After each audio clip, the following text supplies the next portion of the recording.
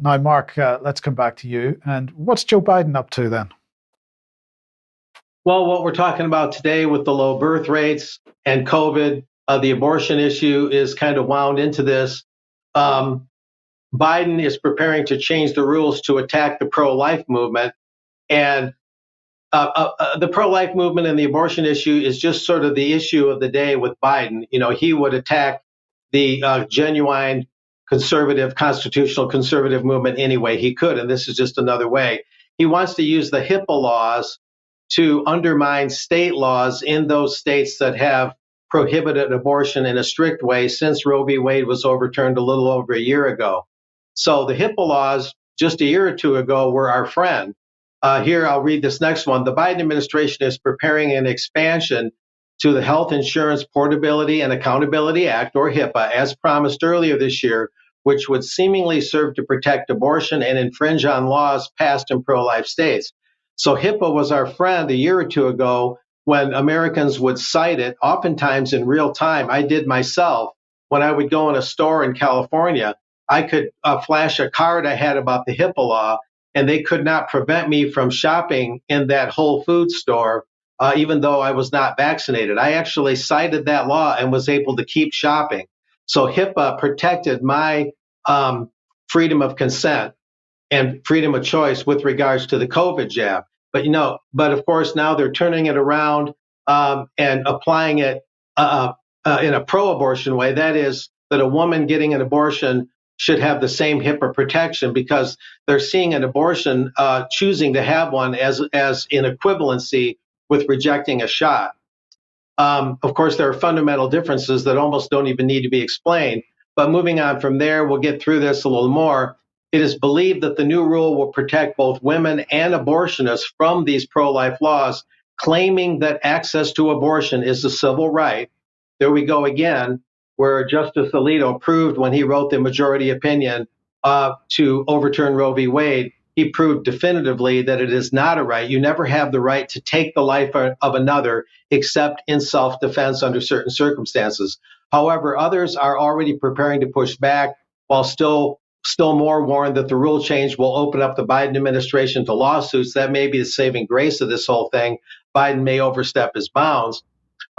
Politico reported, moving on, that the Department of Health and Human Services is preparing the final draft of the new rule called the HIPAA Privacy Rule to support reproductive health care privacy under the Office of Civil Rights after Dobbs versus Jackson's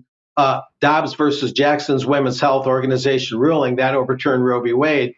Individual states were able to make their own laws regarding abortion. While some states do have laws in place that protect preborn children from abortion, abortionists, not women seeking abortions, are the ones facing potential prosecution. So the Biden administration is trying to really form a blockade here, and in many people's opinions, misapply the HIPAA law. But now this is going to get into a little bit of a expose of the media's role with big pharma as I go along here.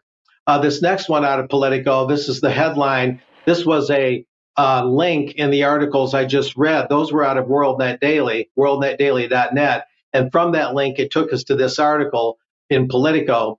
Biden's HIPAA expansion for abortion draws criticism and lawsuit threats.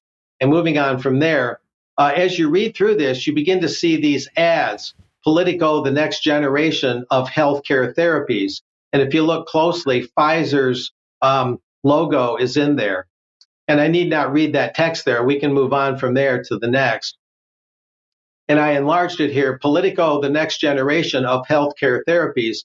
So we're reading about what Biden's doing, twisting the HIPAA law around. And then we see that the media and big government and big pharma are all in cahoots with one another. This just happened Thursday, July 20th. Pfizer put on a program in conjunction with Politico Live. Next generation healthcare treatments such as gene therapy may hold the key to effectively treat rare genetic diseases and alleviate future chronic diseases.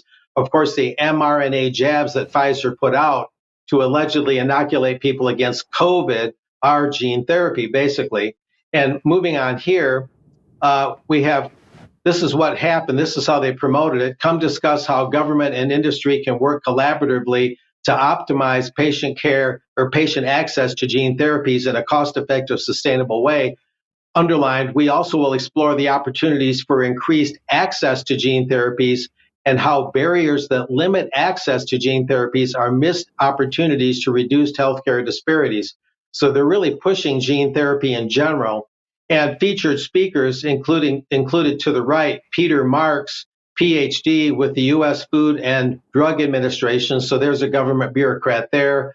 The woman next to him, Joni Rutter, is with the National Institutes of Health. And then moving on from there, we have the executive conversation carried on by Sonal Bhatia of Pfizer and Tim Hogan of Pfizer in conjunction with Heidi Sommer of Politico. And moving on from there. No, that's it, Mark. Okay, yeah. Basically, as you read this thread, as you follow these stories through, what you see is big government promoting ideas, misapplying HIPAA, in my opinion, and I think that's a well-supported opinion, and using abortion as the current issue du jour for that. And then you read it more and you explore it more, and you see that the media that's reporting all these, not WorldNetDaily, but Politico, which was just bought up by a Bilderberg entity, you see how they're collaborating with government and big pharma to promote these ideas. So the media and this whole collaboration thing is really quite blatant. You just have to know where to look. Yes, indeed you do. Thank you for that.